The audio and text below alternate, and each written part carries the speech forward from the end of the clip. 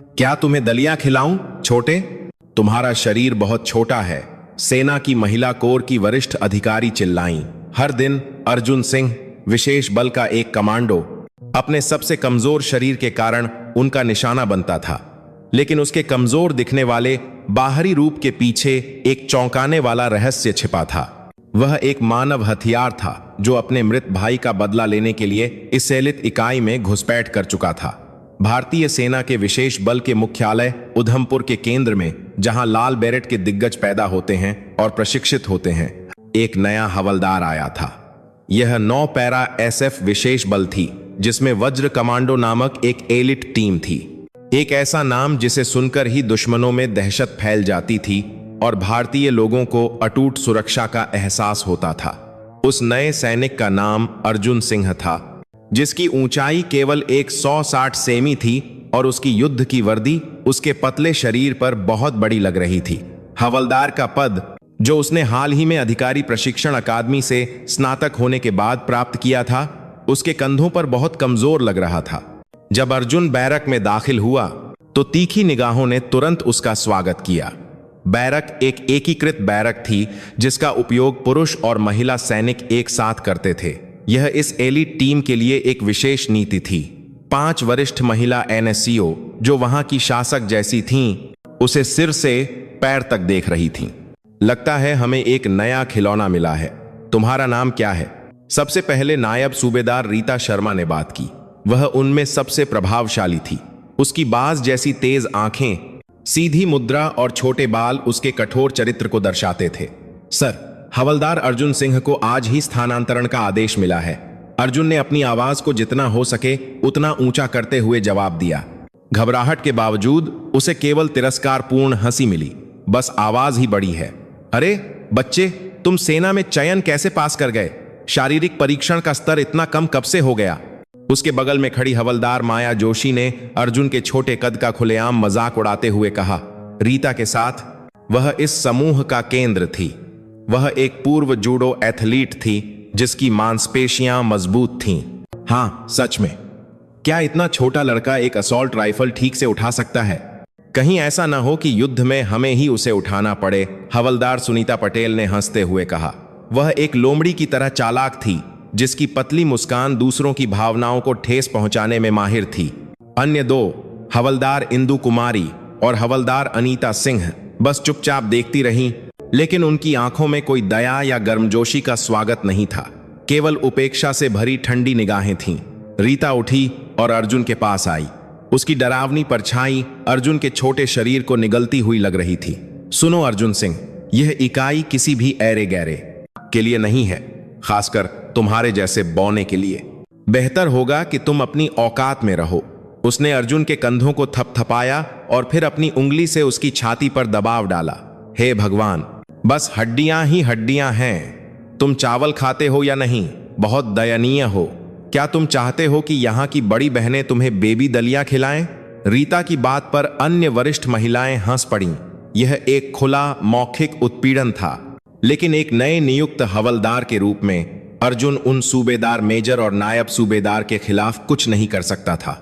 वह केवल अपने होठों को कसकर काट सकता था और अपनी मुट्ठियां भींच सकता था। तुम्हारे कान इतने बड़े क्यों हैं? गधे के कानों की तरह, हवलदार माया ने अर्जुन के पीछे चलते हुए कहा और बिना किसी हिचकिचाहट के उसके कानों को छुआ। जब अर्जुन चौंका और बचने की कोशिश की तो माया ने उसके शरीर, कंधों, पीठ और बाहों को और भी जोर से छूना शुरू कर दिया। उसका स्पर्श ऐसा था जैसे वह किसी जानवर का मूल्यांकन कर रही हो, जिससे अर्जुन का पूरा शरीर शर्म और गुस्से से कांपने लगा। खूब दूध पियो ताकि तुम जल्दी लंबे हो जाओ, बच्चे, उन्होंने ताना मारा। वे उसे बौना या छोटू कहते थे और हर समय उसके छोटे कद और पतले शरीर का मजाक उड़ाते थे। शारीरिक प्रशिक्षण के दौरान वे जानबूझकर उसे सबसे भारी लड़ाकू बैग देते थे। फायरिंग अभ्यास के दौरान वे उसके छोटे हाथों पर हंसते थे और पूछते थे कि क्या वह ठीक से ट्रिगर खींच भी सकता है। लेकिन अर्जुन ने सब कुछ चुपचाप सहा। वह दूसरों की तुलना में 2 या 3 गुना अधिक मेहनत करता था। वह सुबह होने से पहले उठकर मैदान के चारों ओर दौड़ता था और ड्यूटी के घंटे समाप्त होने के बाद वह अपने पतले शरीर को मजबूत करने के लिए अकेले वजन उठाता था। उसकी आंखों में कभी कोई हिचकिचाहट नहीं थी। उस निगाह में दृढ़ संकल्प या धैर्य से कहीं अधिक कुछ था। एक मिशन था। अर्जुन के स्वेच्छा से 9 पैरा SF नामक इस नरक में आने का केवल एक ही कारण था, अपने भाई का नाम साफ करना। उसका एकमात्र परिवार मेजर दिव्या कौर, जो कुछ साल पहले इसी इकाई में सेवा करते हुए मर गई थी। उसकी बड़ी बहन, जिसमें उम्र का बहुत अंतर था, अर्जुन के लिए सब कुछ थी, एक मां और पिता की तरह। बचपन में एक दुर्घटना में अपने माता पिता को खोने के बाद दिव्या ने अर्जुन का पालन पोषण करने के लिए सब कुछ कुर्बान कर दिया। उसने एक सैनिक बनने के अपने सपने को पूरा किया और सबसे खतरनाक इकाई में एक बहुत ही सक्षम महिला अधिकारी के रूप में पहचानी गई। एक दिन उसकी बहन केवल एक ठंडे आधिकारिक पत्र के रूप में लौटी, जिसमें कहा गया था कि उसने अवसाद और प्रशिक्षण के दबाव के कारण आत्महत्या कर ली थी। अर्जुन इस पर विश्वास नहीं कर सका। उसकी बहन सबसे मजबूत और जिम्मेदार व्यक्ति थी जिसे वह जानता था। कोई ऐसा व्यक्ति जो अपने अधीनस्थों को परिवार की तरह मानता था और जिसका दिल भारत माता की जय की भावना से भरा था। यह असंभव था कि ऐसा व्यक्ति केवल प्रशिक्षण के दबाव के कारण अपनी जान ले ले। उसकी बहन के सामान के बीच मिले एक गुप्त ऑपरेशन के नक्शे के टुकड़े और अजीब कोड ने उसके संदेह को और बढ़ा दिया। किसी ने या किसी चीज ने उसकी बहन की मौत को आत्महत्या जैसा दिखाने के लिए रचा था। सच्चाई का पता लगाने के लिए उसने एक सैनिक बनने का फैसला किया और खून पसीने के संघर्ष के बाद वह उस इकाई में प्रवेश करने में सफल रहा जहां उसकी बहन ने अपनी अंतिम सांस ली थी। वज्र कमांडो। अपने वरिष्ठों से मिले अपमान और बदमाशी बहुत दर्दनाक थे, लेकिन अपनी बहन की मौत के पीछे की सच्चाई को उजागर करने के अपने बड़े लक्ष्य के सामने यह सब छोटे मोटे कांटों की तरह था। हर रात वह अपनी बहन की तस्वीर वाला एक पुराना लॉकेट पकड़ता और मन ही मन वादा करता, दिव्या दीदी, बस थोड़ा और इंतजार करो, मैं निश्चित रूप से आपका नाम साफ करूंगा और मैं कसम खाता हूं कि मैं अपने हाथों से उन लोगों को अदालत में घसीटूंगा जिन्होंने आपका नाम खराब किया है। उनके तानों के बीच अर्जुन चुपचाप अपनी तलवार तेज कर रहा था। वे अभी तक नहीं जानते थे कि जिस नए सैनिक को वे बौना समझकर तुच्छ समझते थे, वह वास्तव में एक बाघ का बच्चा था जो वज्र कमांडो में किसी और की तुलना में तेज पंजे और मजबूत दांत छिपाए हुए था। उसके छोटे शरीर के भीतर जलता हुआ क्रोध, गहरा दुहक और इस्पात जैसा दृढ़ संकल्प एक भट्टी में लावा की तरह उबल रहा था। सच्चाई की ओर उसका पहला कदम गहरे और अंधेरे अपमान की छाया में शुरू हुआ। उस एलिट इकाई में हवलदार अर्जुन सिंह का जीवन उतना ही कठिन था जितना उसने सोचा था। सूबेदार मेजर रीता शर्मा और उसके समूह की बदमाशी दिन ब दिन और भी चालाक और अथक होती गई। वे उसे सभी गंदे काम और सबसे कठिन प्रशिक्षण देकर उसकी क्षमता की सीमा का परीक्षण करना चाहते थे। सामरिक घुसपैठ का अभ्यास शुरू हुआ। 35 डिग्री सेल्सियस के चिलचिलाते तापमान में सैनिकों को पूरे लड़ाकू उपकरणों के साथ दर्जनों किलोमीटर चलना था। अभ्यास की योजना बनाते समय रीता ने जानबूझकर अर्जुन के बैग में कुछ अतिरिक्त उपकरण डाल दिए। उसका बैग अब टीम के अन्य सदस्यों की तुलना में 5 किलो भारी था। अर्जुन, तुम्हारा शरीर छोटा है, इसलिए तुम्हारी ऊर्जा कम खर्च होती है। इतना वजन कोई समस्या नहीं है, है ना? टीम के लिए थोड़ा बलिदान, उसने एक बनावटी कारण के साथ कहा और किसी ने विरोध नहीं किया। अर्जुन ने बस उस बैग को उठाया जो उसके शरीर से बड़ा लग रहा था और सबसे पीछे की पंक्ति में चलने लगा। गर्म डामर से उठती भाप हर सांस को फेफड़ों में जलन का एहसास करा रही थी। उसकी पीठ पर रखा बैग एक विशाल चट्टान की तरह महसूस हो रहा था जो उसके कंधों पर दबाव डाल रहा था और हेलमेट के नीचे से पसीना बह रहा था जिससे उसकी दृष्टि धुंधली हो रही थी। ओए बौने, धीरे मत चलो, जल्दी चलो, हवलदार माया ने आगे की पंक्ति से चिल्लाया। अर्जुन ने अपने दांत भींच लिए, अपनी चेतना को बनाए रखने की कोशिश की जो फीकी पड़ने लगी थी और आगे बढ़ता रहा। उसके कंधे टूटने वाले लग रहे थे और उसके पैर शीशे की तरह भारी थे, लेकिन वह हार नहीं मान सकता था। यहां गिरना न केवल प्रशिक्षण में असफल होना था, बल्कि अपने भाई का नाम साफ करने की दिशा में पहले कदम पर हार मान लेना भी था। उसे अपनी बहन की याद आई। मजबूत दिव्या दीदी इस तरह की परीक्षा को मुस्कुराते हुए पार कर लेती। उसकी बहन की छव्य उसके सामने प्रकट होती हुई लगी, जो उसे प्रोत्साहित कर रही थी। अर्जुन, तुम कर सकते हो, अपनी मानसिक शक्ति से टिके रहो। अर्जुन ने अपने बैग की पट्टियों को ठीक किया और अपनी बची हुई ताकत से फिर से कदम बढ़ाया। आश्चर्यजनक रूप से वह पीछे नहीं रहा। इसके बजाय जैसे जैसे समय बीतता गया, उसके कदम और भी स्थिर होते गए। जब टीम के अन्य सदस्य थकने लगे और एक एक करके गर्मी के कारण गिरने लगे, तो अर्जुन ने चुपचाप अपनी गति बनाए रखी। सब लोग उसे आश्चर्य से देखने लगे, सोच रहे थे कि अर्जुन जैसे छोटे शरीर में इतनी सहनशक्ति कहां से आई। अंत में जब वे अपने गंतव्य पर पहुंचे, तो सबसे पहले अपना बैग फेंकने वाली हवलदार सुनीता थी, जिसने पहले उसका मजाक उड़ाया था। वह हाफती हुई जमीन पर बैठ गई, लेकिन अर्जुन अंत तक सीधा खड़ा रहा। शांति से अपना बैग नीचे उतारा और अपनी टार 21 असॉल्ट राइफल को साफ करने लगा। यह देखकर सूबेदार मेजर रीता की भौहें तन गईं। अर्जुन को शर्मिंदा करने की उसकी योजना पूरी तरह से विफल हो गई थी और इससे वह नाराज हो गई थी। बदमाशी अगले सामादा था कि अपनी तार के लिए काचपू रहे, जो कि ये प्रशिक्षण सत्र में भी जारी रही। रात में भूमि नेविगेशन। इस बार कार्य रात में नक्शे और कंपास के साथ निर्धारित निर्देशांक खोजना था। रीता ने जानबूझकर अर्जुन को एक पुराना कंपास दिया, जिसकी सटीकता बहुत खराब हो चुकी थी। एक सच्चा सैनिक कभी भी अपने उपकरणों को दोष नहीं देता, है ना? मुझे विश्वास है कि तुम इसके साथ रास्ता खोज सकते हो, उसने ताना मारा। घने अंधेरे के बीच पहाड़ी रास्ता बहुत ऊबड़ खाबड़ था। पुराने कंपास की सुई अनिश्चित रूप से कांप रही थी, सही दिशा दिखाने में विफल रही। लेकिन अर्जुन घबराया नहीं। अकादमी में उसे एक छात्र प्रतिनिधि के रूप में चुना गया था और उसने सर्वश्रेष्ठ स्नातक के रूप में उन्नत भूमि नेविगेशन पाठ्यक्रम पूरा किया था। वह केवल कंपास पर निर्भर नहीं था, उसने उत्तरी दिशा खोजने के लिए रात के आकाश में नक्षत्रों का उपयोग किया और दिशा का अनुमान लगाने के लिए पेड़ों पर काई को महसूस किया।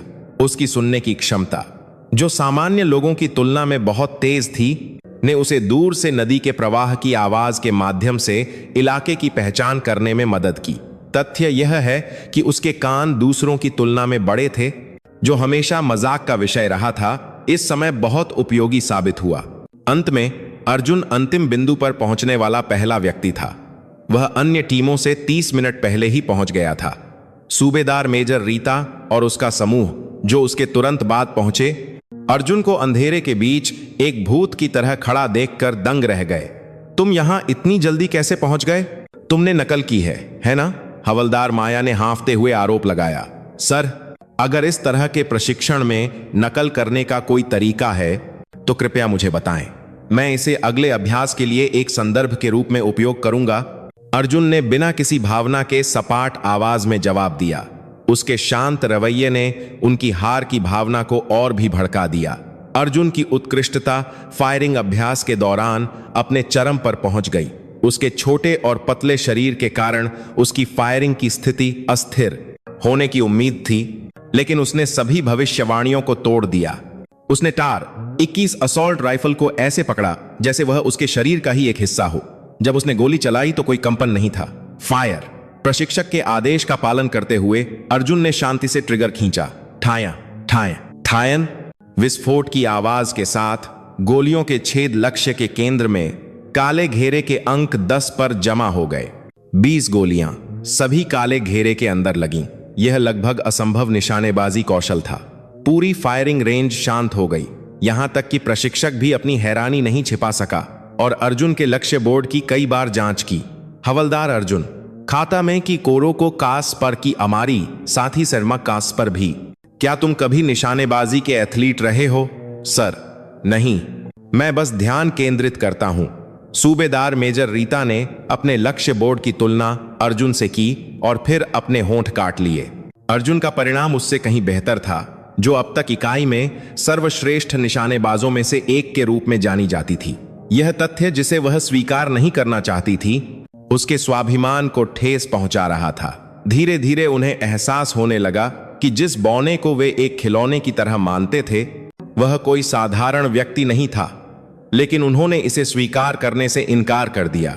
उन्होंने उसकी असाधारण क्षमताओं को भाग्य या चालाकी के रूप में खारिज कर दिया, और उसे और भी सूक्ष्म तरीकों से अलग थलग करना जारी रखा।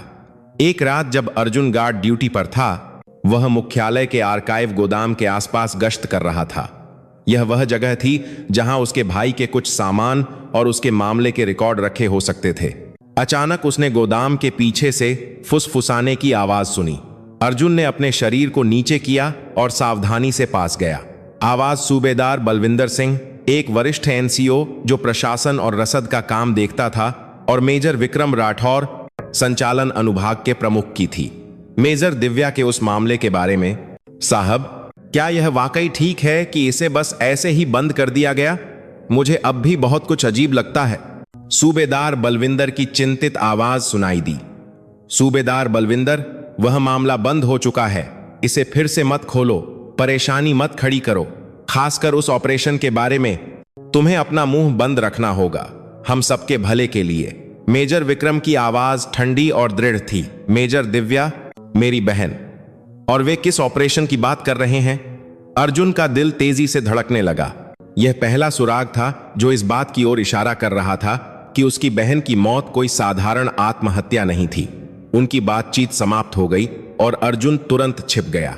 अंधेरे में उसकी आंखें तेजी से चमक रही थीं। अपने नरक जैसे जीवन के बीच उसे अंततः एक पतली प्रकाश की किरण मिली जो उसे सच्चाई के एक टुकड़े की ओर ले जा रही थी। अब वह केवल बदमाशी सहने वाला एक निष्क्रिय शिकार नहीं था। उसका लक्ष्य और भी स्पष्ट हो गया था। उसे अपनी बहन की मौत के पीछे के रहस्य और उस ऑपरेशन की पहचान को उजागर करना था जिसे वे छिपा रहे थे। संयुक्त सामरिक अभ्यास के बाद इकाई में लोगों का हवलदार अर्जुन सिंह के प्रति दृष्टिकोण धीरे धीरे बदलने लगा। खुलेआम ताने और अपमान गायब हो गए। उनकी जगह एक अजीब चुप्पी, सतर्कता और थोड़ी जिज्ञासा ने ले ली। खासकर सूबेदार मेजर रीता शर्मा और अन्य वरिष्ठ महिला अधिकारियों को समझ नहीं आ रहा था कि अर्जुन के साथ कैसा व्यवहार करें। यह तथ्य कि जिस व्यक्ति को वे बौना कहते थे, वह वास्तव में तेज सामरिक अंतर्दृष्टि वाला एक बुद्धिमान सैनिक निकला, उनके स्वाभिमान और पूर्वाग्रहों को हिला गया था। अर्जुन ने इस बदलाव पर ज्यादा ध्यान नहीं दिया। उसका दिमाग पूरी तरह से ऑपरेशन ब्लू, पीकॉक और जाली दस्तावेजों से भरा हुआ था। वह सूबेदार बलविंदर सिंह से संपर्क करने का अवसर तलाश रहा था, जिसे उसने उस रात की बातचीत में सुना था। सूबेदार बलविंदर एक सख्त और चुप रहने वाले वरिष्ठ एनएसओ के रूप में जाने जाते थे, लेकिन उसकी आवाज के लहजे से अर्जुन ने उसकी बहन की मौत पर एक सच्चा अफसोस महसूस किया था। इसका मतलब था कि वह शायद कुछ जानता था। अवसर एक अप्रत्याशित जगह पर आया। हथियार और उपकरण रखरखाव सप्ताह के दौरान अर्जुन हथियार कार्यशाला के एक कोने में एक पुराने संचार रेडियो को लगन से खोल, साफ और फिर से जोड़ रहा था। अचानक गश्त करते समय सूबेदार बलविंदर उसके सामने रुक गया। तुम हवलदार अर्जुन सिंह हो? सर जी। अर्जुन तुरंत खड़ा हो गया और सलाम किया। सूबेदार बलविंदर ने उसका सलाम स्वीकार किया, फिर उस पुराने रेडियो को देखा जिस पर अर्जुन काम कर रहा था। अर्जुन के हाथों में वह रेडियो नए जैसा चमक रहा था। आजकल के नए सैनिकों के विपरीत तुम्हारे हाथ भी कुशल हैं। इस तरह के पुराने उपकरणों को आमतौर पर केवल ऊपरी तौर पर साफ किया जाता है। सर, मुझे सिखाया गया है कि हर उपकरण युद्ध के मैदान में हमारे साथी की जान है। अर्जुन का जवाब सुनकर सूबेदार बलविंदर ने पहली बार अर्जुन के चेहरे को ध्यान से देखा। छोटा लेकिन मजबूत कद और उसकी उम्र के हिसाब से गहरी और सीधी आंखें, वह निगाह परिचित लगी। हाँ, बिल्कुल उसकी तरह, उसने सोचा। बिल्कुल मेजर दिव्या कौर की आंखों की तरह, जो कभी अन्याय को बर्दाश्त नहीं करती थीं और अपने विश्वासों से कभी समझौता नहीं करती थीं। मैंने सुना है कि तुम मेजर दिव्या के भाई हो। जी सर, तुम अपनी बहन से बहुत मिलते हो, खासकर तुम्हारी आंखें। सूबेदार बलविंदर एक पल के लिए रुका और चारों ओर देखा। कार्यशाला शोर से भरी थी। कोई भी उनकी बातचीत पर ध्यान नहीं दे रहा था। उसने अपनी आवाज इतनी धीमी कर ली कि केवल अर्जुन ही सुन सके। तुम इस इकाई में क्यों आए हो? ऐसा नहीं लगता कि यह केवल एक सैनिक के रूप में कर्तव्य की पुकार है? अर्जुन का दिल धड़कना बंद हो गया। सूबेदार बलविंदर को सब कुछ पता लग रहा था।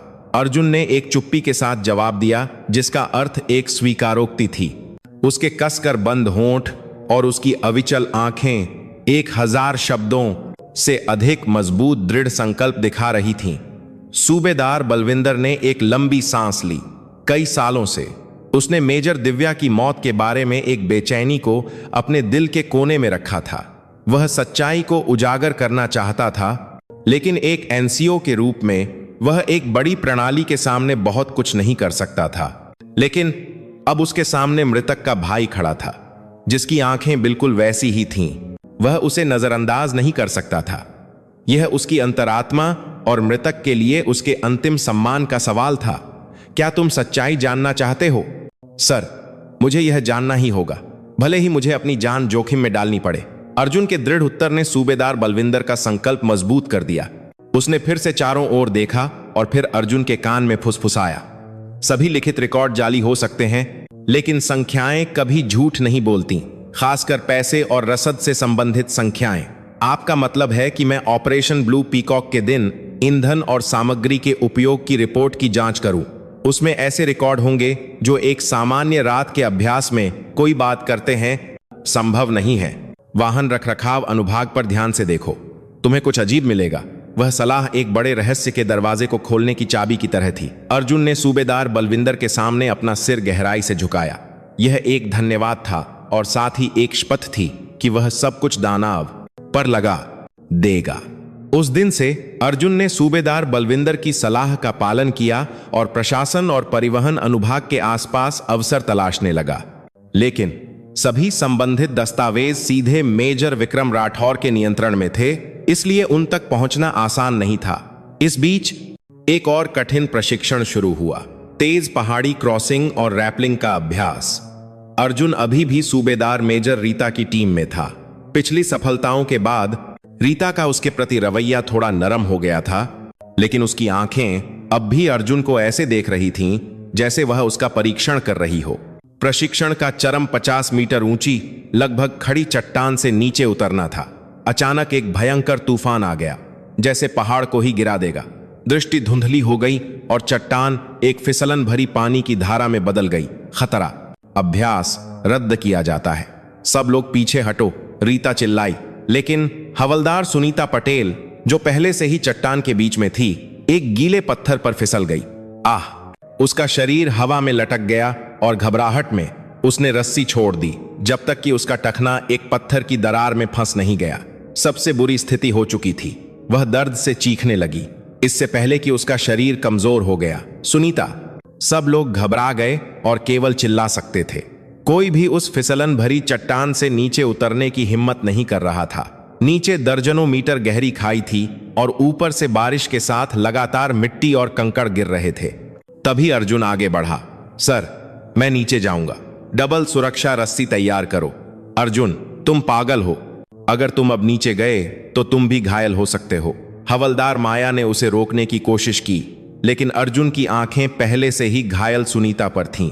सर, मेरा वजन सबसे कम है। इस स्थिति में उसके पास पहुंचना मेरे लिए सबसे सुरक्षित और तेज है। उसका तर्क अकाट्य था। बिना किसी हिचकिचाहट के अर्जुन ने अपने शरीर को रस्सी से जोड़ा और तूफान से लथपथ चट्टान की ओर कूद गया। वह एक गिलहरी की तरह तेजी से और स्थिर रूप से नीचे उतरा, जो चट्टानों पर रहने की आदी हो। उसका छोटा कद और हल्का वजन उस समय एक बड़ा फायदा बन गया। सुनीता तक पहुंचने के बाद अर्जुन ने पहले उसे शांत किया, फिर अपनी अतिरिक्त रस्सी से उसने सुनीता के शरीर को मजबूती से बांधा, इससे पहले कि वह उसके फंसे हुए पैर को छुड़ाने की कोशिश करने लगा। संकीर्ण पत्थर की दरार में उसके छोटे और पतले हाथ अधिक सटीकता से हिल सकते थे। कुछ कोशिशों के बाद वह अंततः सुनीता के पैर को मुक्त करने में सफल रहा।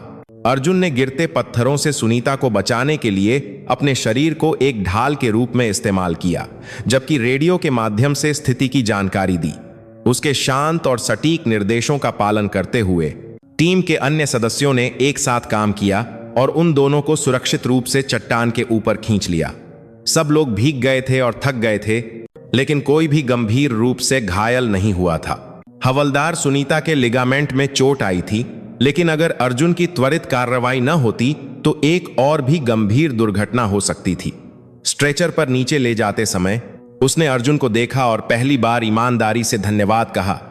धन्यवाद अर्जुन, और मुझे माफ कर दो। यह सिर्फ एक साधारण माफी नहीं थी, यह किसी ऐसे व्यक्ति की सच्ची स्वीकारोक्ति थी जिसे एहसास हुआ कि उनके पूर्वाग्रह कितने मूर्खतापूर्ण और खतरनाक थे।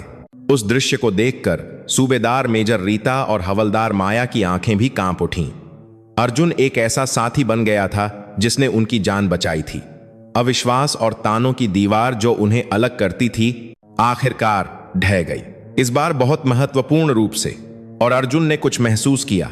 अपने साथियों का विश्वास केवल रिश्तों को सुधारने से कहीं अधिक था। शायद उनका विश्वास सच्चाई को उजागर करने की उसकी यात्रा में उसका सबसे मजबूत हथियार बन जाएगा। अपने भाई की परछाई का पीछा करने के अपने अकेले संघर्ष में आखिरकार सहयोगियों की एक हल्की परछाई दिखाई देने लगी थी। बारिश का मौसम जारी रहा। एक सुबह 9 पैरा एसएएफ के मुख्यालय में आपातकालीन सायरन बज उठा। किसी दुश्मन की घुसपैठ या आतंकी स्थिति के कारण नहीं, बल्कि नदी घाटी के पास डेरा डाले हुए नागरिकों के एक समूह को निकालने में मदद के अनुरोध के कारण।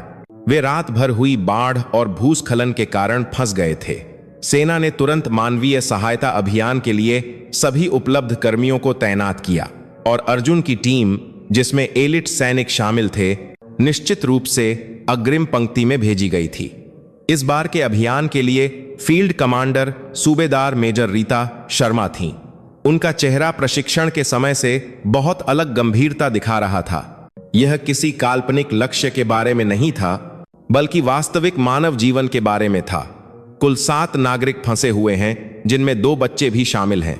भूस्खलन के कारण सभी पहुंच मार्ग कट गए हैं, संचार भी ठप है।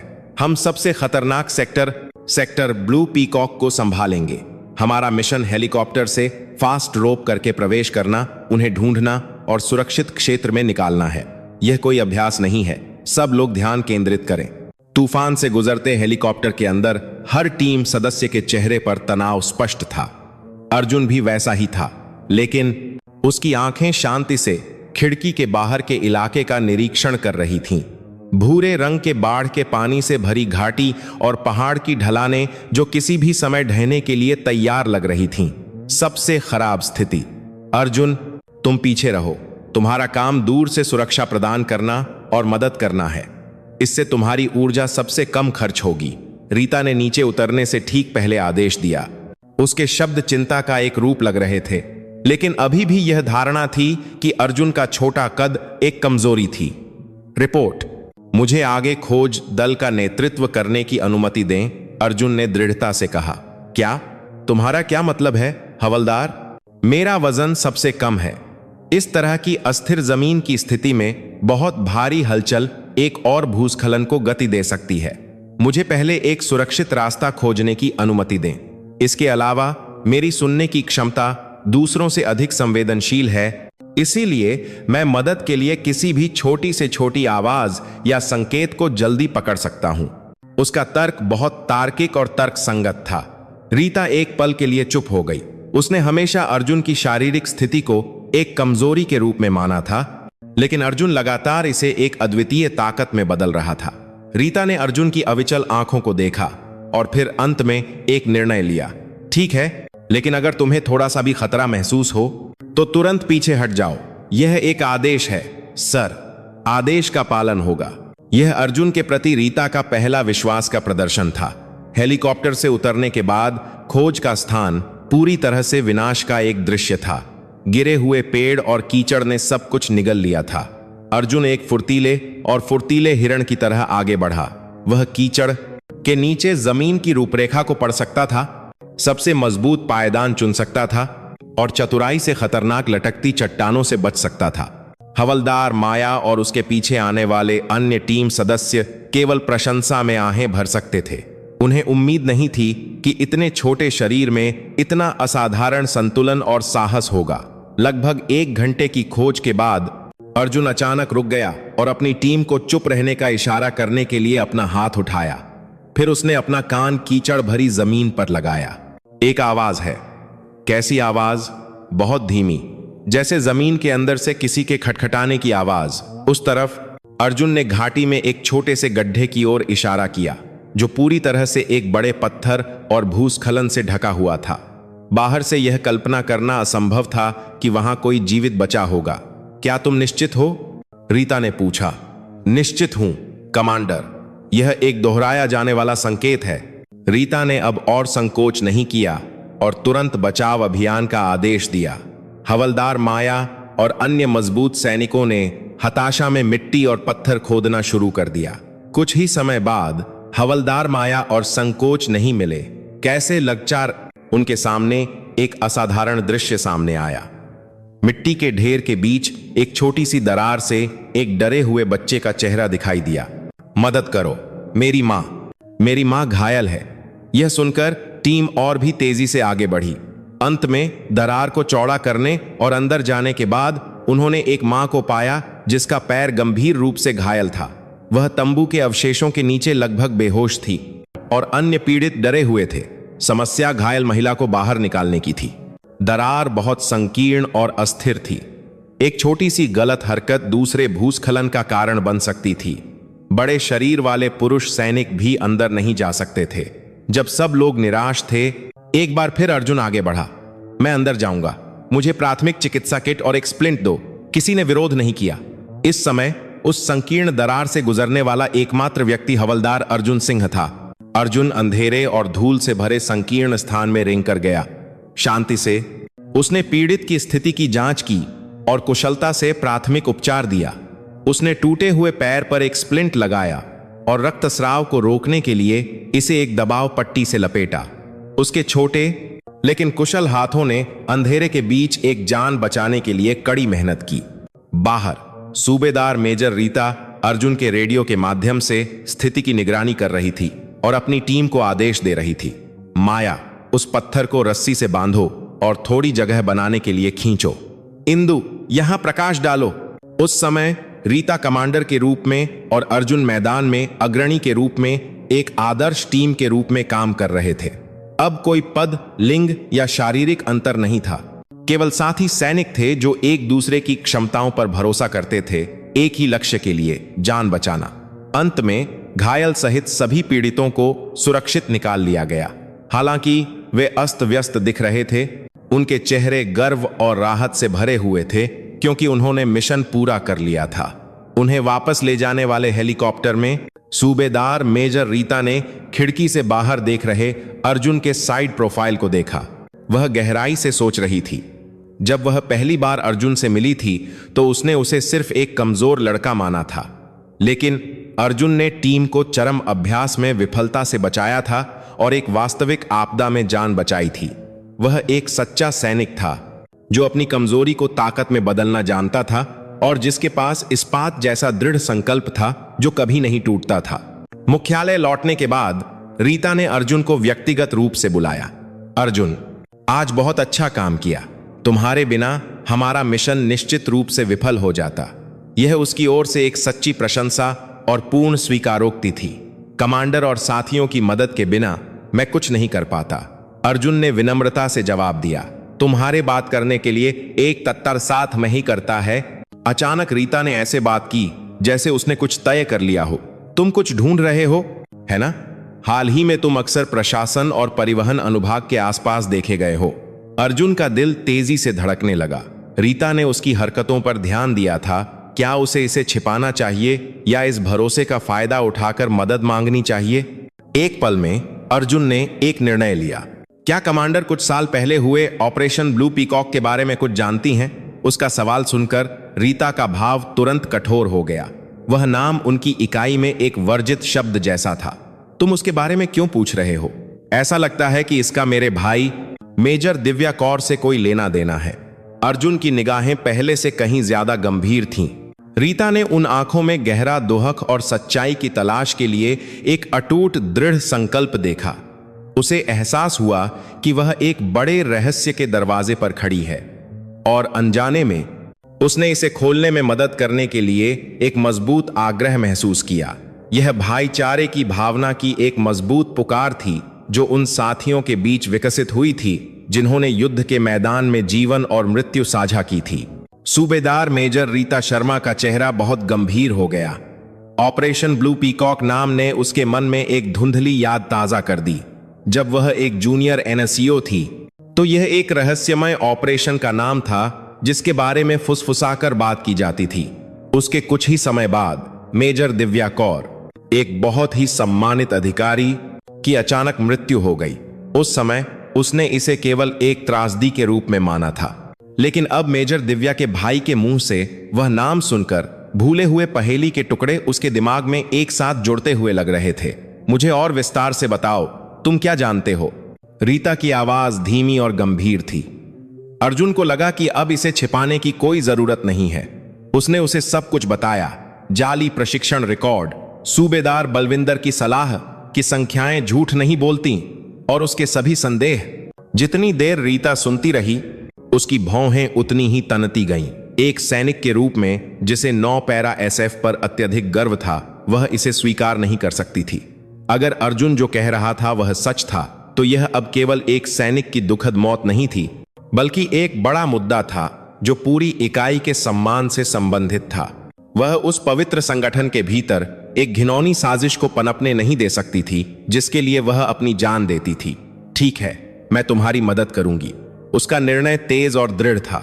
अर्जुन, तुम्हारी हरकतें बहुत स्पष्ट हैं। मुझे उन दस्तावेजों की जांच करने दो। तुम सामान्य रूप से व्यवहार करो ताकि कोई संदेह न हो। टीम में सबसे वरिष्ठ NSCO और प्रशासनिक मामलों में अनुभवी होने के नाते रीता आसानी से अभिलेखागार तक पहुंचने का कोई कारण खोज सकती थी। सामरिक सिद्धांतों के विकास के लिए पुराने प्रशिक्षण डेटा का विश्लेषण करने के बहाने वह संचालन अनुभाग के अभिलेख कक्ष में गई। सूबेदार बलविंदर की सलाह के अनुसार उसने मेजर दिव्या की मृत्यु से पहले और बाद की अवधि में सभी सामग्री उपयोग रिकॉर्ड और वाहन रखरखाव जर्नलों की छानबीन शुरू कर दी। कुछ दिनों बाद रीता ने अर्जुन को चुपके से बुलाया। उसका चेहरा पीला था। उसके हाथ में कुछ फोटोकॉपी किए हुए दस्तावेज थे। तुम सही थे, बहुत सारी विसंगतियां हैं। जो दस्तावेज उसने दिखाए वे ऑपरेशन ब्लू पीकॉक के दिन के परिचालन और वाहन रखरखाव जर्नल थे। आधिकारिक तौर पर यह दर्ज किया गया था कि एक सैन्य ट्रक रात के सामरिक अभ्यास का समर्थन करने के लिए भेजा गया था, लेकिन उसके रखरखाव रिकॉर्ड में बेतुकी बातें लिखी थीं। सामने के बाएं हिस्से की क्षति की मरम्मत, गोली के छेद के निशान हटाना और खून के धब्बे साफ करना, साथ ही इंटीरियर सीटों को बदलना। यह असंभव था कि एक सामान्य अभ्यास में गोलियों के निशान और खून के धब्बे लगें। ईंधन उपयोग की रिपोर्ट भी अजीब है, रीता ने गुस्से से कांपती आवाज में कहा। आधिकारिक प्रशिक्षण क्षेत्र मुख्यालय से केवल 100 किमी से कम की दूरी पर था, लेकिन उस दिन उपयोग किए गए ईंधन की मात्रा लगभग 300 किमी की दूरी तय करने के लिए पर्याप्त थी। इसका मतलब था कि कोई और कहीं गया था जो दर्ज नहीं था। यह छिपाने और हेरफेर का एक स्पष्ट प्रमाण था। किसी ने उस ट्रक का उपयोग कुछ भयानक करने के लिए किया था और अपने निशान मिटाने की पूरी कोशिश की थी। सभी सुराग अब एक ही निष्कर्ष की ओर इशारा कर रहे थे। ऑपरेशन ब्लू पीकॉक कोई सामान्य अभ्यास नहीं था। वहां एक भयानक घटना घटी थी और उसकी बहन को उस सच्चाई के साथ दफन कर दिया गया था। हमें और सुरागों की जरूरत है। यह दस्तावेज अकेले पर्याप्त नहीं है। हमें एक ठोस सबूत चाहिए जिसे वे नकार न सकें, अर्जुन ने कहा। रीता सहमत हो गई। उसी समय अर्जुन के मन में एक विचार आया। मेरी बहन इतनी आसानी से हार नहीं मान सकती थी। उसने निश्चित रूप से कहीं कोई सबूत छोड़ा होगा। अर्जुन ने सोचा कि उसे अपनी बहन के उन सामानों की फिर से जांच करनी चाहिए जो मुख्यालय में रखे गए थे। अधिकांश घर भेज दिए गए थे, लेकिन नियमों के अनुसार कुछ सैन्य उपकरण अभी भी गोदाम में रखे गए थे। रीता की मदद से वह उस गोदाम में गया जहां उसकी बहन का सामान रखा गया था। गोदाम के एक कोने में एक पुराना धूल भरा सैन्य बैग पड़ा था। कांपते हाथों से अर्जुन ने उसे खोला। अंदर एक पुरानी युद्ध की वर्दी, एक जोड़ी बूट और कुछ सैन्य नियमावली थीं। अर्जुन और रीता ने हर जेब और हर किताब के हर पन्ने की जांच की, लेकिन कुछ नहीं मिला। जब निराशा छाने लगी तो अर्जुन का हाथ पुराने बूटों की एक जोड़ी पर पड़ा। उसकी बहन के पसंदीदा बूट, जिन्होंने सैकड़ों किलोमीटर तक उसका साथ दिया था। अनजाने में अर्जुन ने जूते के अंदर का सोल उठाया और उसके नीचे उसे प्लास्टिक में लिपटा एक छोटा मेमोरी कार्ड मिला। उसका दिल तेजी से धड़कने लगा। यह शायद उसकी बहन द्वारा छोड़ा गया अंतिम संदेश था। वे तेजी से एक शांत कंप्यूटर कक्ष में गए। सतर्क रहते हुए उन्होंने मेमोरी कार्ड डाला। उनके हाथों में पसीना आ गया। अंदर की फाइल एक पासवर्ड से लॉक थी, लेकिन अर्जुन ने संकोच नहीं किया। उसने अंकों का एक संयोजन टाइप किया जो केवल वे दोनों जानते थे, उनके जन्मदिन की तारीखों का मिश्रण। क्लिक, फाइल का ताला खुल गया। अंदर केवल एक वीडियो फाइल थी। कांपते हाथों से अर्जुन ने उसे चलाया। स्क्रीन पर एक अंधेरी और कांपती हुई छवि दिखाई दी, जिसके साथ एक घबराई हुई आवाज थी। वीडियो में जो व्यक्ति था वह कोई और नहीं बल्कि उसकी बहन मेजर दिव्या कौर थी। यह ब्लू पीकॉक है। ऑपरेशन विफल हो गया है। मेजर विक्रम राठौर के एकतरफा फैसले के कारण हमारी तरफ से लोग हताहत हुए हैं। यह कोई आधिकारिक ऑपरेशन नहीं है। यह हथियार तस्करों के साथ एक अवैध सौदे पर घात लगाकर हमला था। मेजर विक्रम उनकी जानकारी चुराने की कोशिश कर रहा था, लेकिन सब कुछ गड़बड़ हो गया। उसकी बहन की आवाज हांफने, गोलियों की आवाज और चीखों से कट रही थी। वे सब कुछ छिपा देंगे। मैं सच्चाई को उजागर करूंगी। अगर मुझे कुछ हो जाता है। अचानक कैमरा जोर से हिला, एक चीख सुनाई दी और स्क्रीन काली हो गई। वीडियो वहीं समाप्त हो गया, लेकिन यह पर्याप्त से अधिक था। अर्जुन और रीता स्क्रीन को घूरते हुए जम गए। पहेली के सभी टुकड़े अंततः एक साथ जुड़ गए थे। मेजर विक्रम का अवैध ऑपरेशन, विफलता और उसे छिपाने का प्रयास। उसकी बहन को सच्चाई उजागर करने की कोशिश के लिए मार दिया गया था। कमीना, रीता फुसफुसाई। उसकी आंखें गुस्से से जल रही थीं। जिस जूनियर सैनिक का उसने कभी अपमान किया था और उसे तुच्छ समझा था, वह अब एक ऐसा साथी बन गया था जिसने उसकी जान बचाई थी और उनकी इकाई के भीतर के सड़े हुए फोड़े को हटाने के लिए एक साथी योद्धा था। उसने अर्जुन के कंधे को मजबूती से पकड़ा। अर्जुन, अब से तुम अकेले नहीं हो। हमारी टीम तुम्हारे साथ होगी। हम उस कमीने को हर चीज का हिसाब चुकाने पर मजबूर कर देंगे। मेजर दिव्या के सम्मान के लिए और उस इकाई में न्याय के लिए जिसे हम अपनी जान देकर बचाते हैं। उसके शब्द सुनकर हवलदार माया, हवलदार सुनीता और अन्य के चेहरे अर्जुन के मन में कौंध गए। उसे यकीन था कि अगर उन्हें सच्चाई पता चली तो वे भी चुप नहीं रहेंगे।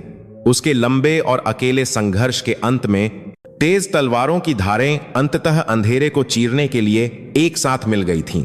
सच्चाई का यह बोझ बहुत भारी था, लेकिन अब उसके पास इसे एक साथ उठाने के लिए मजबूत साथी थे। जैसे ही हवलदार अर्जुन सिंह और सूबेदार मेजर रीता शर्मा कंप्यूटर कक्ष से बाहर निकले, बाहर की हवा बहुत अलग महसूस हुई। मेजर दिव्या कौर की अंतिम आवाज वाली वीडियो फाइल अब केवल दुहक की विरासत नहीं थी, बल्कि भ्रष्ट सत्ता के दिल में चुभाई गई सबसे तेज कटार थी। अब उन्हें यह तय करना था कि उस कटार को कौन और कैसे चलाएगा। उस रात 5 परछाइयां चुपचाप एक सुनसान गोदाम में इकट्ठा हुईं। अर्जुन, रीता और टीम के 3 अन्य सदस्य, जिन्हें रीता ने बुलाया था, हवलदार माया जोशी, हवलदार सुनीता पटेल और हवलदार अनीता सिंह। रीता ने सब कुछ समझाया और अंत में अर्जुन ने लैपटॉप पर अपनी बहन का अंतिम वीडियो चलाया। अंधेरी और कांपती स्क्रीन, बहरा कर देने वाली गोलियों की आवाज और मेजर दिव्या कौर, उस वरिष्ठ जिसका वे सम्मान करते थे, की हताश आवाज ने उनके दिलों को जमा दिया। खासकर जब मेजर विक्रम राठौर का नाम लिया गया तो उन सभी के चेहरे कठोर हो गए। उस सक्षम अधिकारी की छवि, जिसे वे जानते थे, तुरंत चकनाचूर हो गई। उसकी जगह उसके सड़े हुए अंधेरे पक्ष ने ले ली। वीडियो समाप्त होने के बाद गोदाम में एक भारी चुप्पी छा गई। चुप्पी को तोड़ने वाली पहली हवलदार माया थी। उसने एक स्टील के लॉकर पर जोर से मुक्का मारा। हरामखोर, मैं उसे अभी पीट पीट कर मार डालूंगी। उसकी आंखों में जानलेवा इरादा चमक रहा था। यह तथ्य कि जिस जूनियर को उसने कभी धमकाया था, उसकी बहन के साथ इतनी क्रूरता हुई थी और सच्चाई को उनकी अपनी इकाई के भीतर छिपाया गया था, उसे अपना गुस्सा नियंत्रित करने में असमर्थ बना रहा था। हवलदार सुनीता अपना चेहरा ढककर सिसकने लगी। उसे याद आया कि कैसे अर्जुन ने उसे चट्टान पर बचाया था। इतना दोहक और गुस्सा सहते हुए भी अर्जुन ने अपना कर्तव्य पूरी तरह से निभाया और यहां तक कि अपने साथी की जान भी बचाई। जो अपमानजनक शब्द उन्होंने कभी कहे थे, वे अब एक बूमरैंग की तरह उनके दिलों में चुभ रहे थे। हमें माफ कर दो अर्जुन, सच में माफ कर दो। हमें कुछ नहीं पता था। सबसे शांत हवलदार अनीता थी। ठंडी आंखों से उसने स्थिति का विश्लेषण करना शुरू कर दिया। सब लोग शांत हो जाओ। हम लापरवाही से काम नहीं कर सकते। हमारा दुश्मन मेजर विक्रम है, सीओ। उसकी स्थिति मजबूत है और निश्चित रूप से उसे बचाने वाले लोग हैं। अगर हम केवल इस वीडियो के साथ सैन्य पुलिस को लापरवाही से रिपोर्ट करते हैं तो सबूत अपर्याप्त माने जा सकते हैं और हम पर मानहानि और सैन्य रहस्य लीक करने का आरोप लगाया जा सकता है। उसके शब्द ठंडे थे लेकिन सच थे। वे एक विशालकाय से लड़ रहे थे। तो हमें क्या करना चाहिए? माया ने गुस्से से पूछा। तभी अर्जुन, जो अब तक चुप था, धीमी लेकिन इस्पात जैसी कठोर आवाज में बोला, हमें एक जाल बिछाना होगा। सबकी निगाहें उस पर टिक गईं। उसके छोटे शरीर से निकलने वाली आभा अब एक नए हवलदार की नहीं थी। वह एक योद्धा था जो न्याय की मांग करने के लिए तैयार था। मेजर विक्रम अब निश्चित रूप से चिंतित होगा। वह शायद जान गया है कि मैं अपनी बहन की मौत की जांच कर रहा हूं।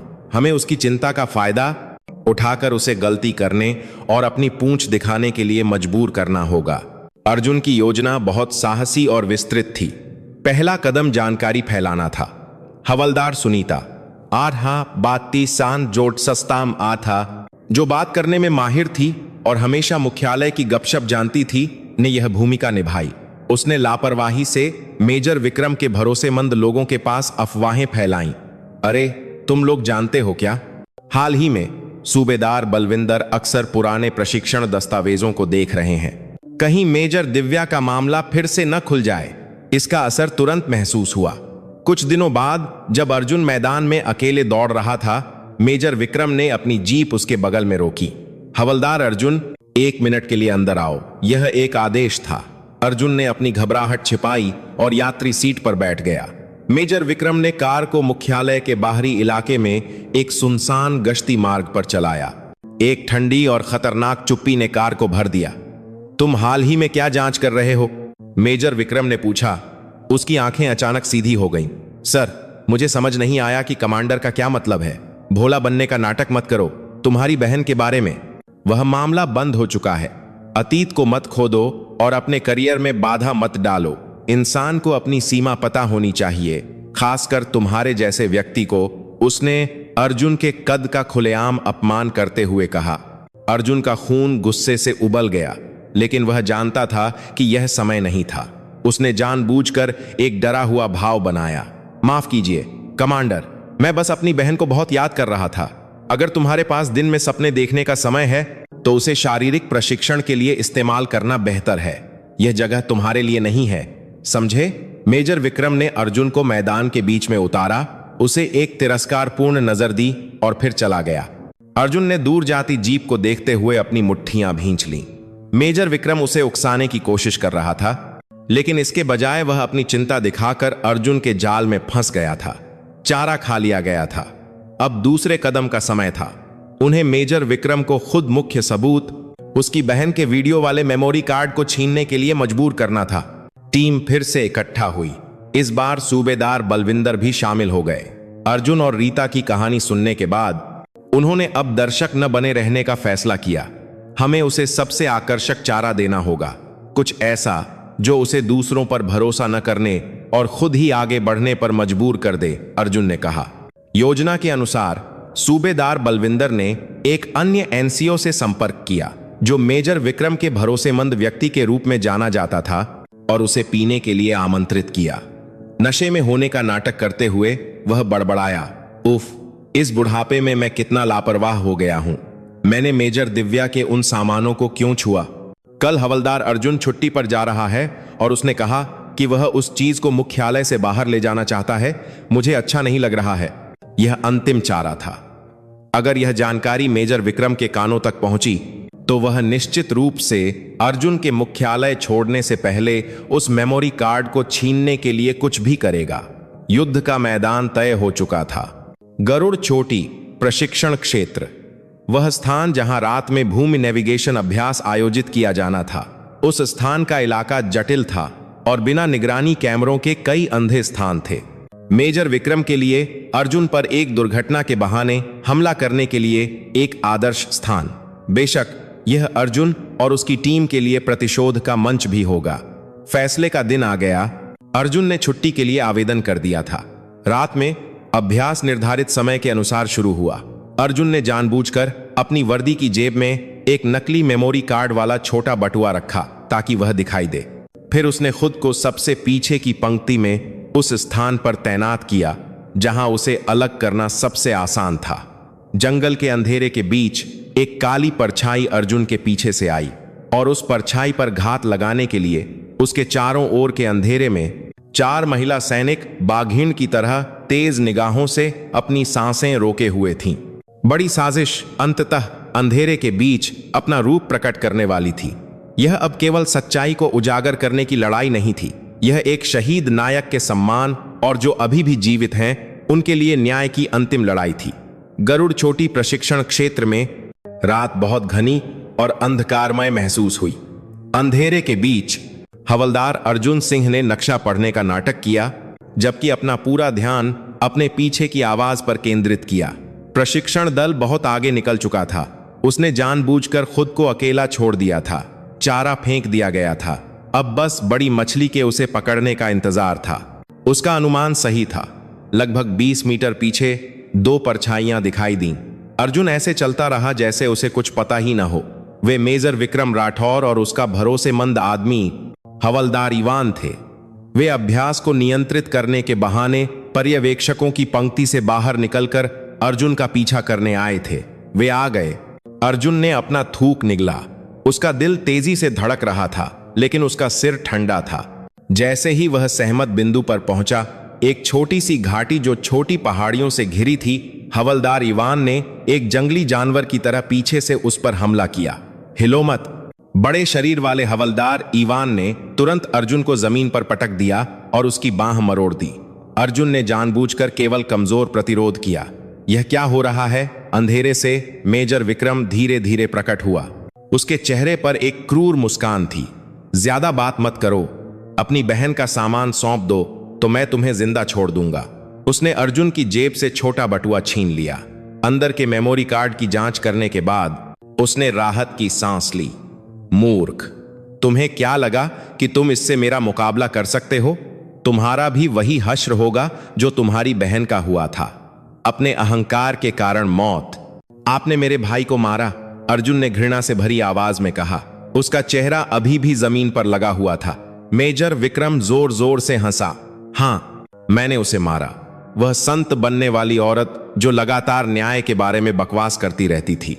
मैंने खुद उसे ठिकाने लगाया। वह बहुत कुछ जान गई थी और अब तुम्हारी बारी है। रात के अभ्यास के दौरान एक चट्टान से फिसलकर मरने की अच्छा बहाना है ना? ठीक उसी समय जब मेजर विक्रम और हवलदार इवान को लगा कि सब कुछ खत्म हो गया है, उन्हें एहसास हुआ कि वे एक बड़े जाल के बीच में फंस गए हैं। वहीं रुको, हिले तो गोली मार देंगे। एक ठंडी आवाज गूंजी और उनके चारों ओर की पहाड़ियों के ऊपर से बहुत तेज सर्चलाइटें एक साथ जलीं, जो सीधे उन पर केंद्रित थीं। एक पल की अंधाधुंध में उन्होंने देखा कि 4 महिला सैनिकों ने उन्हें घेर लिया है। प्रत्येक ने अपनी तार 21 असॉल्ट राइफल उन पर तान रखी थी। रीता, माया, सुनीता और अनीता, उनकी आंखें गुस्से और अपमान से जल रही थीं। रीता, तुम लोग यहां क्या कर रही हो? मेजर विक्रम ने हकलाते हुए पूछा। उसी समय अर्जुन जमीन से उठा, हवलदार इवान की बांह मरोड़कर और उसे गिराकर स्थिति को पलट दिया। उसके छोटे शरीर से निकली ताकत वास्तव में असाधारण थी। हवलदार इवान दर्द से चीख पड़ा जब उसके जोड़ टूट गए। तो यह सब एक जाल था? मेजर विक्रम ने अपनी स्थिति को महसूस करते हुए हताशा में चिल्लाया। उसने अपनी कमर पर लगी पिस्तौल तक पहुंचने की कोशिश की, लेकिन हवलदार माया की लात बहुत तेज थी। पिस्तौल दूर जा गिरी और मेजर विक्रम जमीन पर लुढ़क गया। स्थिति पूरी तरह से पलट चुकी थी, लेकिन अर्जुन अभी खत्म नहीं हुआ था। उसने अपनी कलाई से एक मिनी रिकॉर्डर निकाला। मेजर विक्रम का कबूलनामा अभी अभी स्पष्ट रूप से रिकॉर्ड हुआ था। यह अकेले पर्याप्त नहीं है, आप सब कुछ अपने मुंह से कबूल करेंगे। अर्जुन ने रीता को आंखों से इशारा किया। रीता ने सिर हिलाया और उसका प्रूफ से कबूल करेंगे। अभी अभी स्पष्ट रूप से रिकॉर्डर निकाला।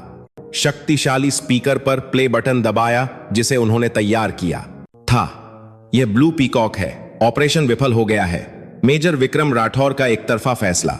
दिवंगत मेजर दिव्या कौर की आवाज अंधेरे के बीच गूंजी। यह सिर्फ एक आवाज नहीं थी, बल्कि न्याय की मांग करती एक आत्मा की चीख थी। मेजर विक्रम का चेहरा पीला पड़ गया, जैसे उसने कोई भूत देख लिया हो। इसे रोको, इसे रोको! वह अपने कान बंद करके चिल्लाया। उसका मानसिक संतुलन बिगड़ने लगा था। अर्जुन धीरे धीरे उसके पास आया और बर्फीली ठंडी आवाज में कहा, मेरी बहन ने अपनी आखिरी सांस तक तुम्हारे अपराधों को उजागर करना जारी रखा।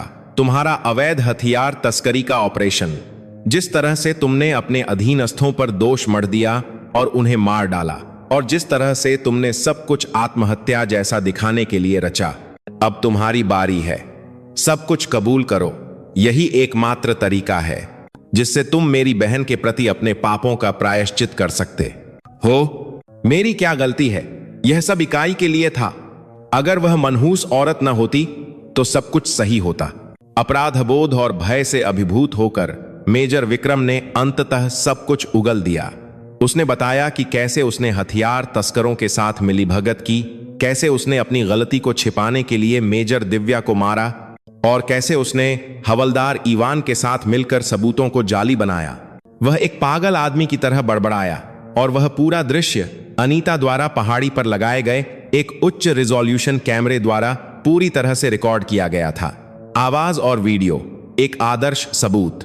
कबूलनामा समाप्त होने के बाद सूबेदार मेजर रीता ने ठंडे स्वर में आदेश दिया, मेजर विक्रम राठौर, हवलदार इवान, अधिकार के दुरुपयोग, सैनिक की हत्या और सबूतों के साथ छेड़छाड़ के आरोप में हम तुम्हें गिरफ्तार करते हैं। जब उसने हथकड़ी निकाली तो वह अब किसी वरिष्ठ द्वारा जूनियर पर अत्याचार करने की शक्ति का प्रतीक नहीं थी। यह एक सम्मानित सैनिक द्वारा स्थापित न्याय का प्रतीक था। सब कुछ खत्म हो गया था। अर्जुन ने रात के आकाश को देखा।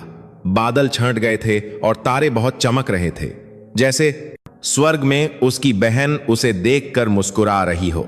अंधेरी सुरंग के लंबे अंत में अंततः एक तेज प्रकाश की किरण चमकी। न्याय का समय समाप्त हो चुका था। अब न्याय को साकार करने का समय था। गरुड़ छोटी के अंधेरे से प्राप्त सबूत इतने पुख्ता थे कि बचाव के लिए कोई जगह नहीं बची। मेजर दिव्या का अंतिम वीडियो, मेजर विक्रम के कबूलनामे की ऑडियो और विजुअल रिकॉर्डिंग और जाली दस्तावेज, सभी एक सड़ी हुई सच्चाई की ओर इशारा कर रहे थे। अगली सुबह हवलदार अर्जुन सिन्हा, सूबेदार मेजर रीता शर्मा और सूबेदार बलविंदर सिंह ने सीधे general officer commanding in chief को रिपोर्ट किया, एक ऐसा कदम जो सभी मानक प्रक्रियाओं का उल्लंघन करता था। शुरुआत में जनरल ने इन एनएसईओ की दुस्साहसिक कार्रवाई पर नाराजगी दिखाई, लेकिन पेश किए गए सबूतों को देखने के बाद उनका भाव तुरंत गंभीर हो गया। जनरल के कार्यालय की बड़ी स्क्रीन पर मेजर दिव्या का अंतिम वीडियो चलाया गया, जिसके बाद मेजर विक्रम के अपने सभी अपराधों को पागलपन में कबूल करने की रिकॉर्डिंग थी। कमरे में एक भारी चुप्पी छा गई। यह तथ्य कि भारत की गौरवशाली एलिट इकाई के केंद्र में इतना घिनौना भ्रष्टाचार और अपराध हुआ ने जनरल को बहुत आहत किया। क्या यह सब सच है? सर, इसमें जरा भी झूठ नहीं है। जनरल, हम केवल दिवंगत मेजर दिव्या कौर का नाम साफ करना चाहते हैं और सेना का सम्मान, जिसकी हमने सैनिक की शपथ लेकर रक्षा की है, रीता ने एक स्थिर आवाज में जवाब दिया। जनरल ने एक पल के लिए अपनी आंखें बंद की और फिर उन्हें दृढ़ संकल्प से भरी एक नजर के साथ फिर से खोला। उनकी आंखों में एक भयावह गुस्सा और साथ ही अपने बहादुर अधीनस्थों पर एक अटूट विश्वास झलक रहा था। सैन्य पुलिस और निरीक्षणालय से एक विशेष जांच दल का गठन करो। इस मामले में शामिल सभी पक्षों की जांच करो, चाहे उनका पद और पद कुछ भी हो। सभी अपराधियों को अदालत में घसीटो और उन्हें उचित सजा दो। जनरल के आदेश को तेजी से और निर्णायक रूप से लागू किया गया। उस दोपहर 9 पैरा एसएफ का परेड ग्राउंड एक अभूतपूर्व दृश्य का गवाह बना। सैन्य पुलिस के वाहन अंदर घुसे और मेजर विक्रम राठौर और हवलदार ईवान को सीधे उनके कार्यालयों से गिरफ्तार कर लिया। सभी सैनिकों ने चुपचाप देखा जब उन दोनों को हथकड़ी में बाहर ले जाया गया। यह एक भ्रष्ट शक्ति के अपमानजनक अंत की एक वास्तविक तस्वीर थी। जांच सुचारू रूप से चली। अपने ही कबूलनामे के वीडियो सबूत के सामने मेजर विक्रम अब और इनकार नहीं कर सका। एक एक करके अन्य सैनिक जो शामिल थे या उसके अपराधों पर आंखें मूंद ली थीं, वे भी गिरफ्तार कर लिए गए। इकाई के भीतर का सड़ा हुआ फोड़ा आखिरकार जड़ से उखाड़ दिया गया। कुछ हफ्तों बाद सैन्य अदालत ने मेजर विक्रम को पूर्व नियोजित हत्या और अन्य गंभीर उल्लंघनों के लिए अधिकतम सजा सुनाई। उसके साथियों को भी भारी सजा मिली। अंत में सबसे महत्वपूर्ण घोषणा हुई। भारतीय सेना के मुख्यालय ने मेजर दिव्या कौर की मौत पर पुनः जांच के परिणाम आधिकारिक रूप से जारी किए। उनकी मौत का कारण आत्महत्या से बदलकर कर्तव्य के दौरान शहीद होना कर दिया गया, इस नोट के साथ कि भ्रष्टाचार को उजागर करने की कोशिश करते समय उनके वरिष्ठ द्वारा उनकी हत्या कर दी गई थी। राष्ट्र ने उनके महान बलिदान के सम्मान में उन्हें मरणोपरांत कीर्ति चक्र से सम्मानित किया। सब कुछ अपनी जगह पर वापस आ गया था। एक दुखद मौत एक सम्मानजनक बलिदान बन गई थी। छिपी हुई सच्चाई अब उजागर हो चुकी थी। कुछ दिनों बाद इकाई के सम्मान हॉल में मेजर दिव्या कौर के लिए एक पुरस्कार और स्मारक समारोह आयोजित किया गया। अर्जुन एक साफ सुथरी औपचारिक वर्दी में अपने भाई की तस्वीर के सामने परिवार के प्रतिनिधि के रूप में खड़ा था। जनरल ने खुद उसे पुरस्कार पदक सौंपा। तुम्हारी एक बहुत ही गर्व करने वाली बहन थी और सेना के पास तुम्हारे जैसा एक महान सैनिक है। धन्यवाद और हमें माफ कर दो। अर्जुन ने चुपचाप केवल सिर झुकाया। उसने पदक स्वीकार किया और उसे सम्मानपूर्वक अपने भाई की तस्वीर के बगल में रख दिया। सोने का पदक सुबह की धूप में चमक रहा था। उस समय जो भारी बोझ उसे सालों से दबा रहा था वह जैसे तुरंत गायब हो गया। आंसू बहने लगे। अब दुहक या गुस्से के आंसू नहीं, बल्कि राहत, लालसा और गर्व के आंसू थे। समारोह समाप्त होने के बाद जब अर्जुन अकेले अपने भाई की तस्वीर को देख रहा था, रीता, माया, सुनीता और अनीता उसके पास आईं। एक पल की चुप्पी के बाद रीता ने बात की। अर्जुन, उसने पहली बार उसका नाम पुकारा, उसका पद नहीं। हम जानते हैं कि हमने तुम्हें जो घाव दिए हैं वे बहुत गहरे हैं। कोई भी शब्द उन्हें ठीक नहीं कर सकता, लेकिन हम ईमानदारी से माफी मांगना चाहते हैं। हमने कभी तुम्हारे दर्द को समझने की कोशिश नहीं की, कभी यह नहीं देखा कि तुम वास्तव में कौन हो और अपने मूर्खतापूर्ण पूर्वाग्रहों से तुम्हें चोट पहुंचाई। हम सच में माफी मांगते हैं। रीता ने 90 डिग्री पर अपना शरीर झुकाया, जिसके बाद माया, सुनीता और अनीता ने भी ऐसा ही किया। यह उन लोगों की ओर से एक सच्ची माफी थी जो कभी उसके उत्पीड़क थे। अर्जुन ने उन्हें देखा और फिर हल्का सा मुस्कुराया। कोई बात नहीं, सब कुछ अपनी जगह पर वापस आ गया है और तुम सबकी मदद के बिना मैं यह कभी अकेले नहीं कर पाता। इसके बजाय मैं ही हूं जो आभारी है। यह सुनकर चारों महिला सैनिकों ने अपना सिर उठाया। उन सभी की आंखें लाल थीं। उन्होंने एक दूसरे को देखा और बिना शब्दों के मुस्कुराए। जैसे तूफान के बाद जमीन सख्त हो जाती है, वैसे ही उन्होंने जो बड़ी परीक्षा एक साथ पार की थी, उसने उनके बीच भाईचारे और विश्वास का एक अवर्णनीय बंधन बना दिया था। उस दिन से हवलदार अर्जुन सिंह अब बौना या छोटू नहीं था। वह अपनी इकाई में सबसे सम्मानित और भरोसेमंद एनएसईओ में से एक बन गया। अब कोई उसके शारीरिक कद पर नहीं हंसता था। उन्होंने उसे उसके साहस, बुद्धिमत्ता और उसके छोटे शरीर में छिपी असाधारण मानसिक शक्ति के सम्मान में छोटा विशाल उपनाम दिया। अर्जुन ने अपने भाई का नाम साफ करने और अपना मूल्य साबित करने में सफलता प्राप्त की थी। एक सच्चे सैनिक के रूप में पुनर्जन्म लिया।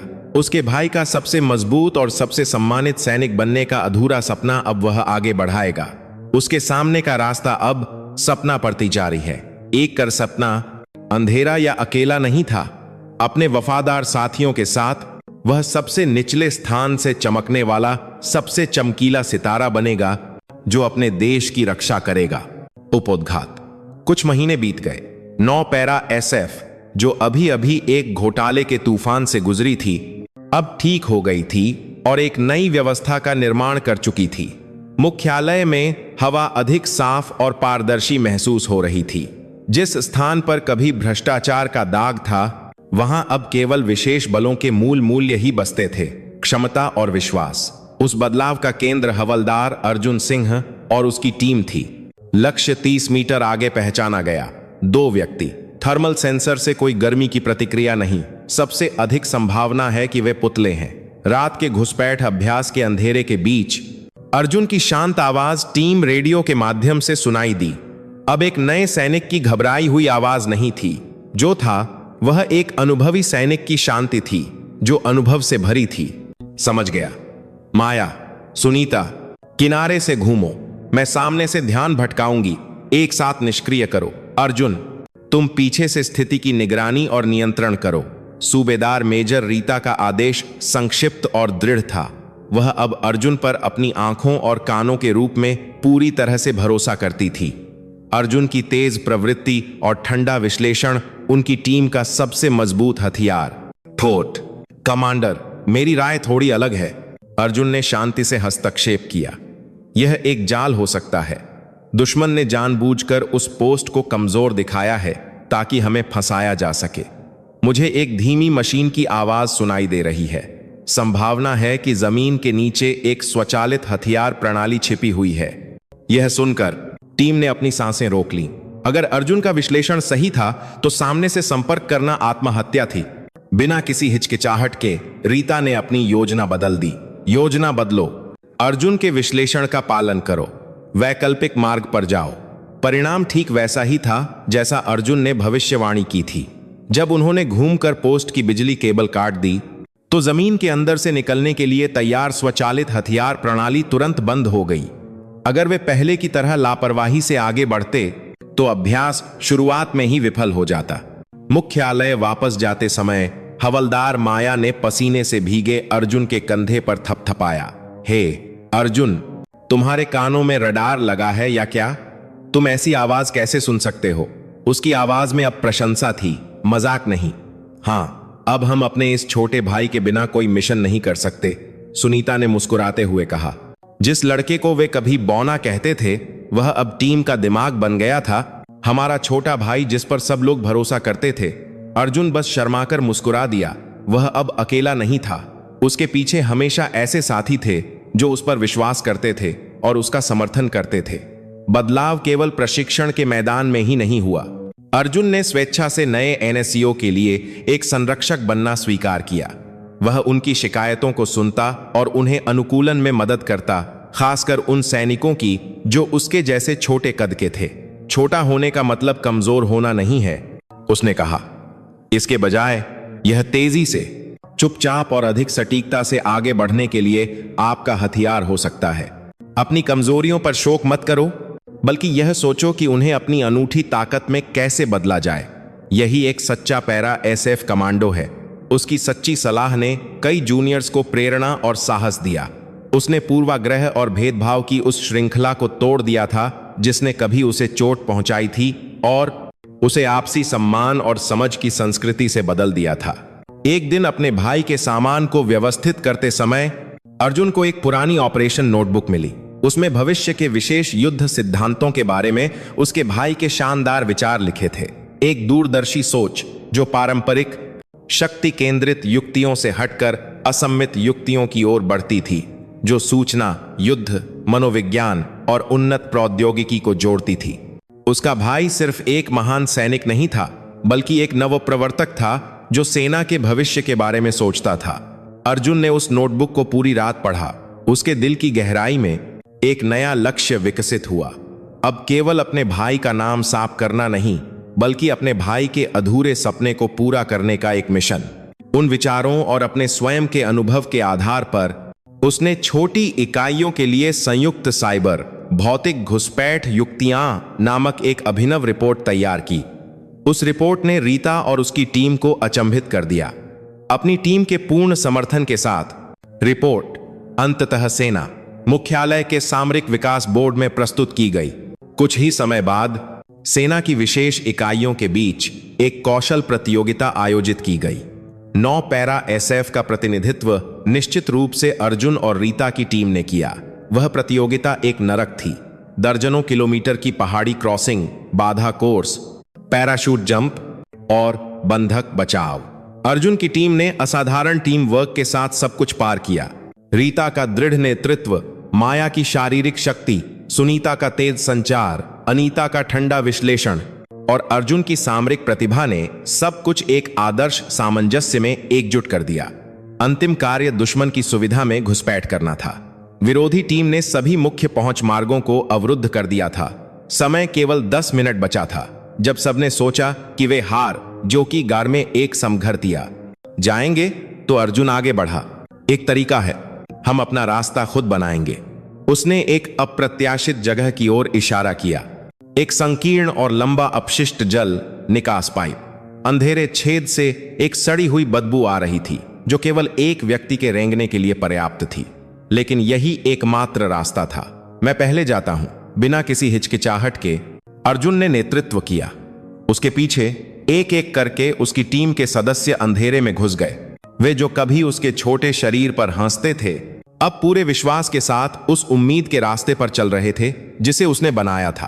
परिणाम एक नाटकीय जीत थी। वे दुश्मन की रक्षा के केंद्र में घुसपैठ करने, मिशन पूरा करने और अंततः 9 पैरा एसएफ के लिए विजेता ट्रॉफी लाने में सफल रहे। सबसे ऊंचे पोडियम पर अपने साथियों द्वारा हवा में उठाए जाने पर एक उज्जवल मुस्कान ने अर्जुन के चेहरे को सुशोभित किया। यह एक पूरी टीम की जीत थी जो एक साथ परीक्षणों से गुजरने के बाद हासिल की गई थी। उस रात जश्न की पार्टी के बीच अर्जुन चुपके से सम्मान हॉल में चला गया। वह अपने भाई मेजर दिव्या कौर की तस्वीर के सामने खड़ा था। गर्व से भरे कीर्ति चक्र के बगल में अब कौशल प्रतियोगिता का विजेता पदक भी लगा था। वह अब और नहीं रोया। एक गर्म मुस्कान के साथ उसने तस्वीर को सहलाया और फुसफुसाया, दीदी देखो, हमारी टीम सफल हुई। वह टीम जिस पर आप हमेशा गर्व करती थीं। अब और चिंता मत करो। अब से मैं आपके सपने को आगे बढ़ाऊंगा, एक मजबूत सेना का भविष्य बनाने का, जैसा कि आप हमेशा चाहती थीं। कृपया ऊपर से मेरी रक्षा करना। उसके पीछे रीता और उसकी टीम आई और चुपचाप उसके कंधों पर हाथ रख दिया। कोई शब्द नहीं थे, लेकिन विश्वास और दोस्ती का एक बंधन जो किसी भी चीज से अधिक गर्म था, उनके बीच बह रहा था। अर्जुन ने अपने साथियों के साथ तारों की रोशनी में नहाए हुए परेड ग्राउंड को देखा। उसकी परछाई जो कभी इतनी छोटी और कमजोर लगती थी, अब उसके वफादार साथियों की परछाइयों के साथ मिलकर किसी भी विशालकाय से बड़ी और मजबूत हो गई थी। वज्र कमांडो के एक सैनिक के रूप में और अपने भाई की भावना के उत्तराधिकारी के रूप में वह अपनी पूरी आत्मा और शरीर से मातृभूमि की रक्षा करना जारी रखेगा। सच्चे दिग्गज छोटे विशाल। अर्जुन सिंह की किंवदंती आज इसी स्थान पर शुरू हुई थी।